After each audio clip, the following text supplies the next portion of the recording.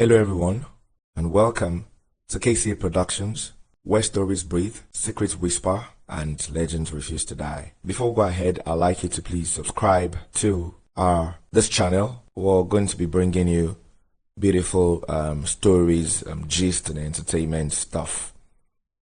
Please subscribe to KCA Production, like this video, share, and comment.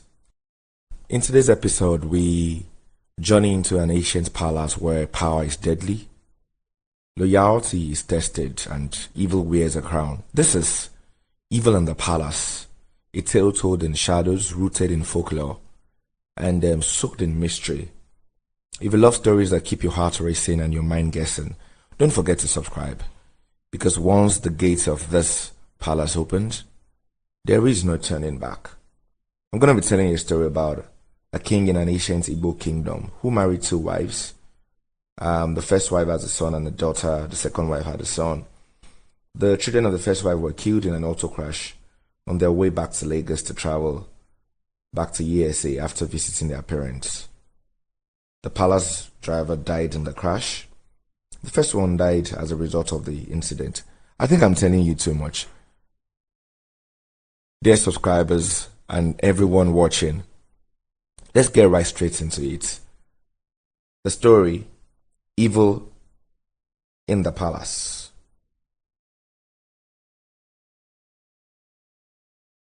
In the ancient Igbo kingdom of Umualaeze, Red Hearth stretches as far as the eye can see, dotted with tall Iroko trees whose roots twist like the fingers of old spirits.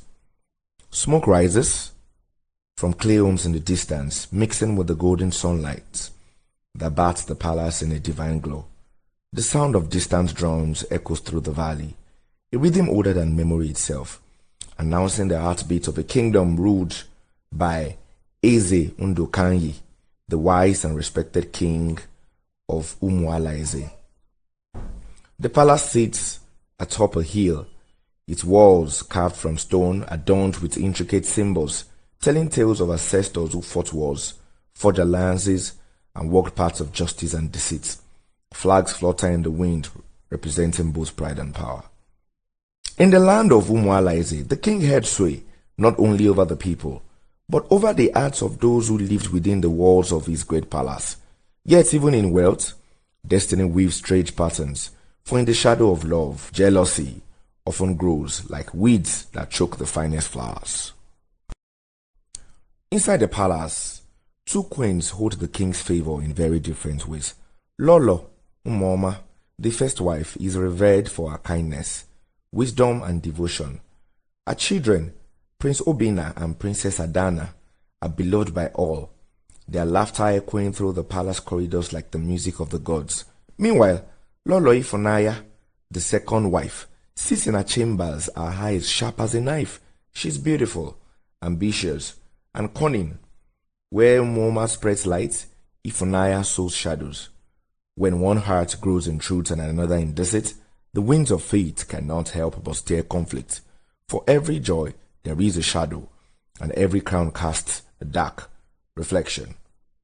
In the courtyard, elders chant softly as a part of the morning ritual. The drum beat rises and falls like the breath of the earth. A soothsayer approaches the king, his staff carved from the sacred orji tree. O king, your house bears two queens. One spreads peace, the other thirsts for what is not ours. Beware, for the seed of discord has already begun to sprout, and the lives of your children may hang in the balance. Eze Undukanyi strokes his beard, worry flickering in his eyes. I have watched over my family with care. If misfortune should come, it will find me prepared. But even as he speaks, the winds whisper through the palace, carrying secrets only the gods can hear. In a sunlit garden, Obina and Adana play with palace servants. Their laughter fills the air, innocent and pure. But in a hidden balcony above, Lolo Ifonaya watches them, a face unreadable, fingers twisting the golden rings on her hands. Lolo Ifonaya whispering to herself, only one seed may flourish, only one child may rise. Let fate choose carefully, or I shall guide it. When jealousy breeds, even the sunniest garden may hide thorns. sharp enough to pierce the heart of kings. King Eze Ndukanyi walks through the hallways, passing tapestries depicting past rulers. He pauses before a portrait of his late father. A kingdom is not built by the crown alone, but by the hearts of those who dwell within it. If peace is shattered, it is not the kingdom that falls, it is the family. He turns to his advisors, face grave. I will watch closely. My children must be guarded, and my queens, both must be kept within the bounds of justice. Let no envy fester unchecked, for it consumes all it touches. That night, under the full moon, the garden is quiet. Obina and Adana sleep in their chambers, the palace guards patrolling the corridors, but in the distance, a shadow moves along the outer wall. A figure, cloaked in black, silent as the whisper of spirits. In every palace, there are doors that should never be opened, and in every heart, there are secrets that ones on earth will not rest until they have claimed what is theirs. The figure pauses, looking towards the children's chambers. A dagger glints in the moonlight. And so, the wheel of destiny begins to turn, setting in motion events that will shake the very foundations of Umualaise. For not all who are born to royalty are fated to live, and not all who live are fated to remember. The night had settled over the land like a velvet cloak. Stars shimmered cold and distant, and the crescent moon hung low, as if peering down with quiet judgment. On the long, windy road from Lagos to the palace, a sleek black car glided through the darkness. Inside sat Prince Obina and Princess Adana, laughing softly, their hands intertwined as they reminisced about the visit to their grandparents. Beside them, Okorie, the palace driver, hummed an old folk tune, his eyes constantly flicking to the rearview mirror, alert for any danger on the empty road. A sudden gust of wind rattled the trees lining the highway. The leaves whispered in the dark, carrying with them the scent of rain and an ancient warning.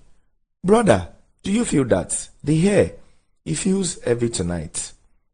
Nonsense, sister. You always see omens where there are none. Just the wind playing tricks. Yet, even as he spoke, the car lights flickered briefly, and the engine shuddered with a strange tremor, as though the road itself resisted their passage. This road, it is not like others. The spirit walks here. I can feel it, says Okorie. Adana shivered. The shadows of the trees stretched across the car like grasping fingers. Without warning, a large truck appeared around a bend, moving too fast, its horn blaring. Okorie swerved violently to avoid collision. The tires screamed against the wet asphalt. Hold on, says Obina. The car spun, metal screeching, lights dancing in the night like fireflies caught in a storm. The trees blurred past as if the word itself had titled. The car plunged into a ditch at the roadside. Branches tore through the windows. The roar of the engine and metal colliding was deafening. Stay still, says Okorie. Slowly, one by one, Obina and Adana stared. Bruised but alive, blood ran from scratches. Their clothes torn, but they drew breath. The driver, too, struggled to move, his hand pressed against his temple. They could not remember what had happened, their minds blank, as if a river of forgetfulness had swept over them. Brother, I can't remember. It's okay. We're alive. That is all that matters. A figure emerged from shadows, tall, draped in worn robes, carrying bundles of herbs and clay pots. Dibia Ezenwoke knelt beside the wreckage, checking pulses, murmuring chants in an ancient tongue. Do not fear, children. I will see that you live. The spirits have not claimed you this night. Beside him, Nkiru, his daughter, prepared herbal concoctions, her hands deft and sure despite the tension. Slowly, Dibia lifted Obina from the wreck, examining him. Adana's small form trembled in his arms. Okorie, the faithful driver, groaned, but was also alive. By the dim lantern light, Dibia and Nkiru walked through the night, Poultices and herbs suited bruises and closed wounds. Chant of old power filled the clearing. Yet Dibia did not know whom he had saved. Sleep now. Your memories may not return, but your heart will endure. Time will reveal all. And so, those who were thought lost began their journey anew, for destiny is patient, and the gods often hide kings and queens behind veils of forgetfulness until the hour is ripe for revelation. The night still clung to the forest, shadows stretching long and trembling under the faint light of a crescent moon.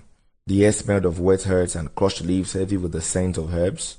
At the center of a small clearing, a fire burned low, its smoke twisting into the heavens as though carrying prayers to the gods. Dibia Ezenwoke, an elderly herbalist with the eyes like burning coals, knelt beside Obina. His hands moved with grace, mixing crushed roots, leaves, and sacred oils in a clay bowl. His daughter, Nkiru, assisted silently, a long braid swinging as she walked the fire and prepared poultices. These wounds are deep, but the gods still breathe in your chest. We will call upon their power. Sleep now and let the herbs weave life back into you. Father, do you sense it? They carry a strength unlike any I have seen. Yes, the gods have marked them. Their blood is not ordinary. We must be careful. There are powers in the world that will seek to snuff this life before it blooms. Hours passed. The fire burned lower, and the first rays of dawn pierced the forest canopy. Obina stared, eyes fluttering open, confusion written across his young face. Where am I? Who am I? Adana's small hand reached for him, trembling. Brother, I do not remember anything. Okore groaned beside them, wincing as he tried to move. His eyes met Dibia's. The crash! I cannot recall, only pain. Dibia shook his head solemnly. Memory may be lost, but life is sacred. The gods have returned you to the world for reasons yet unseen. Sleep now, and let the herbs do their work. You will awaken stronger, and the truth will find you in time. It is not always the body that remembers, but the soul. And though the mind may forget, destiny waits patiently to whisper secrets when the hour is ripe. They are not safe. This is a place of healing, yes, but shadows linger near. There are those who would rejoice if you never woke. Nkiri looked towards the tree line, eyes wide. Father, someone watches us. A rustle of leaves made them both tense. For a moment, a figure loomed at the edge of the clearing, but vanished before they could see clearly. Dibia continued to treat them with herbs, his chant rising in intensity, carrying a melody that seemed older than the wind itself. You are of royal blood, though you do not yet know it. The gods will guide you, and one day the palace will call you home. Nkiru says, do not be afraid, you are safe for now.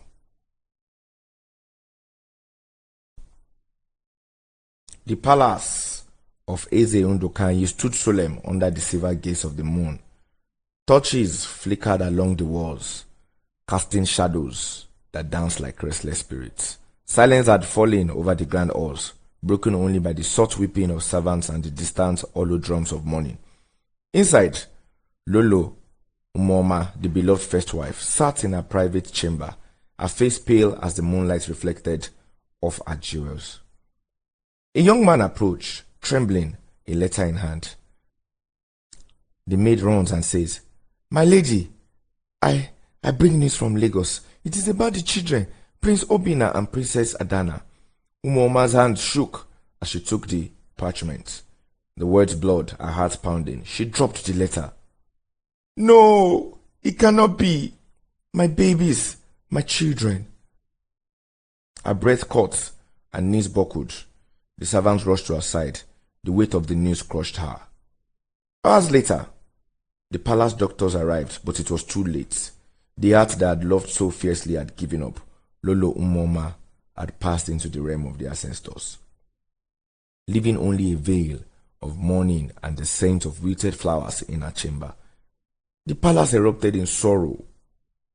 Even the walls seemed to weep. Far from the morning halls, in a chamber lined with mirrors and gold, Lolo Ifunanya watched the chaos unfold. Her eyes cold and calculating, reflected no grief, only opportunity. When one seed is lost, another may rise. The throne waits, and my son will claim it. The first wife's children are gone, as fate intended, so it seems. That same night, two masked figures approached the edge of the forest, cloaked in black, their eyes gleaming with the promise of blood. They carried messages from Lolo Ifunanya, a plan to rid the kingdom of threats to her son's ascension. The first one says, "Tonight, the last obstacle will be removed. The path for the prince is clear. And if we fail, we do not fail. The queen commands it."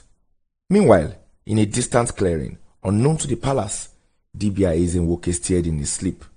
Even his rest, the herbs around him hummed with unseen energy. He did not know that the lives he protected, the royal children thought dead, would soon collide with the palace intrigue. And so, the first threads of vengeance were cast, but the fates had not yet revealed their hand, for the children of the first queen lived, unseen, protected by hands the queen had never dreamed could defy death. The storm was coming, and when he arrived, even the shadows would tremble. The night had swallowed the world, leaving only whispers and shadows. The moon, pale and sorrowful, cast silvery streaks through the dense canopy. In the clearing, Dibia Ezenwoke and Nkiru stared, tending the still recovering bodies of Prince Obinna, Princess Adana, and Okuri, the palace driver. From the shadows, two masked figures emerged, the queen's executioners sent by Lolo Ifunanya to eliminate the man who had saved the royal children. Their eyes glinted with malice beneath their masks. This is the man, the one who dares to define the queen. Tonight, he dies. And the children? They are nothing but pawns. Kill him first. The rest will fall like dry leaves in the wind. Just as the executioners raised their blades, a subtle force seemed to hold them back. The air grew heavy, almost alive, whispering warnings only the bravest could hear. Something tells me this is not right. Mercy is sometimes the greatest power. The life spared will one day shape destiny beyond your understanding. The executioners hesitated, fear, awe, and doubt tangled in their hearts. Finally lowering their weapons, they whispered, "Let him go. Take the path north, and never return to this kingdom. The queen will never know of this mercy, but our souls bear its weight." The masked figures melted into the darkness, leaving Dibia and his wards unaware of the danger that had just passed them. Dawn broke over the forest, painting the trees in hues of gold and fire. Dibia's chants continued, now softer, more melodic, as if weaving the children back into life itself. Obinna stared, blinking at the sunlight. "Where am I? Who are you?" "You are safe, young prince. For now, your names are lost to you, but your heart remember," says Nkiru. Adana says, "Hi, I cannot remember anything." Dibia placed a hand on her forehead, eyes closing in meditation. "Memory is but a gift of the gods, and time will return it when it's needed. For now, survive and live. The palace will not call yet, but the world has not forgotten you." Okorie groaned, sitting up. "The crash. I do not remember, but I am alive. That is all that matters." As they tended to their wounds, a faint rustle in the tree line made them freeze. Dibia's eyes narrowed. "They are not safe, not yet. There are eyes that watch from afar, and hearts that would see you fail." "Father, the queen's agents, they will not rest. Let them come. The gods will not allow injustice to prevail forever." The palace gates of Umualaise gleamed under the rising sun. Flags bearing the royal insignia swayed lazily in the wind, but the morning air carried a sense of unease. The court had gathered for the anticipated announcement of Lolo Ifunanya's son as the crown prince. Nobles in elaborate robes whispered amongst themselves, unaware that fate was about to shatter their expectations. From the forest path leading to the palace, a lone figure appeared, Dibia Ezenwoke, carrying Obinna, Adana, and Okuri. their forms draped in simple clothes, dirt stained from their ordeal. His daughter Nkiru walked beside him, guiding the group steadily. The guard seized them. Who are these people? They were thought dead. Another guard. It cannot be. Impossible. Inside the throne hall, Eze Undu Nkai prepared to ascend his son's new heir to the throne. A group approached the palace courtyard, their presence drawing a growing crowd. Whispers became gasps, and gasps became murmurs of fear and awe. As the gates opened and the strange procession entered, the king froze, his eyes filled with regal authority, widening in disbelief. Obina, Adanna, is it truly you? The children, still unaware of their identities due to memory loss. Obina says, I do not know where I am. Brother, why does this place feel familiar? The king steps forward. By the gods, my children, you have returned. At the far side of the hall, Lolo Ifunaya's face turned ashen, her lips pressed into a thin line of fury and fear. No, this cannot be. The children were gone. They will not take the throne, not while my son still lives. Dibia stepped forward, his presence commanding silence. People of Umualaize, hear me. The boy you plan to crown as the crown prince, he is not of royal blood. My son, taken from me years ago by deceit, is the true heir. They all erupted in whispers and gasps. Nobles clutched each other, murmuring incredulously. Lies! This man speaks falsely. My son is chosen by the king and the gods, says Lolo Ifunaya. You know nothing, woman. Years ago, my wife carried a son you ordered stolen, bribing a nurse to claim a child that was not hers. Now, the truth emerges. From the back of the hall, a nurse stepped forward, holding the old medical records, her hands shaking. It is true. All of it. I was paid. I lied. The child is his, not hers. The crowd murmured loudly, the tension cracking like lightning in the air. Lolo Ifunaya's knees buckled and she fell to her hands, pleading for mercy. No, mercy, I beg. I only wanted what is mine. The executioner sent years ago to silence Dibia stepped forward, removing their mask. We were wrong. We have carried the shame of our actions. The queen deceived us, and the blood of the innocent weighed heavy on our souls. The second executioner, forgive us. We confess all. Let justice be done. The truth will not be hidden any longer, says the king. Dibia gently guided Obina forward. The king, tears streaming down his face, took his son's hands.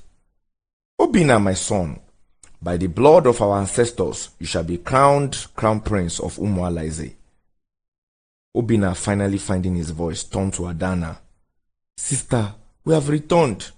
The kingdom will know our truths, and in Nkiru, you shall walk with me as we restore what was taken from us. Nkiru smiled, tears in her eyes. And so, the crown found its rightful place. The shadows of deceit were cast aside, and the hearts of the betrayed rejoiced. The king ordered the palace guards to arrest Lolo Ifunaya. She struggled, her fury still burning, but the weight of truth crushed her. The throne of Umualaize belongs to the true heir. No more lies shall tarnish this kingdom. Later, medical tests confirmed Dibia's son as the rightful heir. Obina was officially recognized. Adana, though still recovering memory, embraced her brother with joy. Okorie, the loyal driver, was honored for his devotion and survival. Obina took Nkiru as his bride in the palace courtyard, their union celebrated by all, marking the restoration of justice and love. The kingdom had faced the storms of deceit and loss, yet the threads of destiny had woven truth, love and justice into a tapestry stronger than any crown. And the sun rose over Umualaize, casting light on a future promised by the gods themselves. The palace was quiet now, a heavy pace settling over the grand halls. Sunlight streamed through ornate windows illuminating the golden banners and royal tapestries. Father, Nkiru, something is stirring. Flashes, moments. I remember a garden, a forest, voices calling my name. Your memories will return, my son. Time and patience reveal what even the ashes shadows cannot hide. Nearby, Adana sat quietly, her hand brushing a tapestry depicting the royal lineage. A sudden flash, a carriage, a crash. A mother calling her name made her gasp. Obina! I remember the crash. Mother! Hi! She's gone. Mother! Lulu Mama! We thought we lost her forever. But now we are here. We survived. The heart remembers even when the mind forgets, and love binds what fate tried to break. The king says, the kingdom belongs to the blood of his true heir. Let no man or woman manipulate its part again. Even kings must bow to truth, and even the most cunning of hearts cannot escape the judgment of justice. Obina, now fully aware of his identity and destiny, embraced Adana, Okorie, and Nkiru. Sister, brother, Nkiru, together we will heal the kingdom and honor our mother's memory. The king placed a hand on Dibia's shoulder. You have saved not only my children, but the kingdom itself. The gods smile upon your courage. And so, the lost children reclaimed their memories, the truth restored, and the kingdom of Umualeze breathed freely once more. For even in a world of deceit, love, courage, and truth remain the strongest magic of all. Every kingdom has its shadows, every crown its trials. Yet even in the darkest deceit, the light of truth rises, and those who belong to destiny cannot be denied. At the center of the courtyard stood Eze Undukanyi, regal and composed, flanked by his council and nobles. Before him, Obina, now fully aware of his royal heritage, took his place as the crown prince. His sister, Adana, still recovering from her memory's return, stood proudly by his side. Nkiru, radiant and brave, held Obina's hand, their union symbolizing both love and justice restored. The palace driver, Okorie, stood tall among them, honored for his loyalty and survival. The people cheered, amazed to see the once lost children alive and thriving. Obina raising his hands to the crowd. People of Umualeze, the throne you see today is not built on lies, fear, or deceit. It is built on truth, justice, and the strength of the people. Let this day mark a new dawn for our kingdom. And so, the rightful heir stood, his bloodline restored, his heart strong, and the shadows of the past held at bay for now. The king says, Lolo Ifunaya, your treachery ends today. The throne of Umualeze bows only to truth. Guards, take her to confinement until the council decides her fate. Obina says to Nkiru, we have returned, and now we shall rebuild what was lost. Adana replies, brother, together we are whole again. Let no shadow ever break this family or the kingdom. The people of Umualeze filled the palace grounds with music, laughter, and dancing. Golden chariots paraded the courtyard, and the aroma of roasted meats and fresh palm wine filled the air.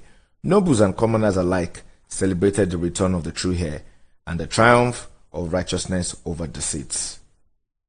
Even the forest healer, Dibla, watched proudly as his children and their allies took their rightful place, knowing the long shadows of the past had finally lifted. In every tale of kingdoms, treachery, and lost heirs, the gods remind us that truth cannot be buried forever, and in Umualeze, justice has not only returned, it had been crowned. And so ends the tale of Umualeze, where love, courage, and truth overcame deceit, and the rightful crown shone brighter than any shadow that dared approach it. Yet even in victory, vigilance remains, for destiny is never silent, and the story of a kingdom is never truly finished. Yes, that is it from all of us at KCA Production. Evil in the Palace. I hope you enjoyed this story. I hope you enjoyed this movie. I hope you had a nice watch. Remember to subscribe to KCA Production. Follow us for more beautiful stories, updates, entertainment, gist, insights across the world, nature, lifestyle, and what have you. Again, this is KCA Production. Thank you very much for watching. Remember to subscribe. I'll see you again sometime later. Bye.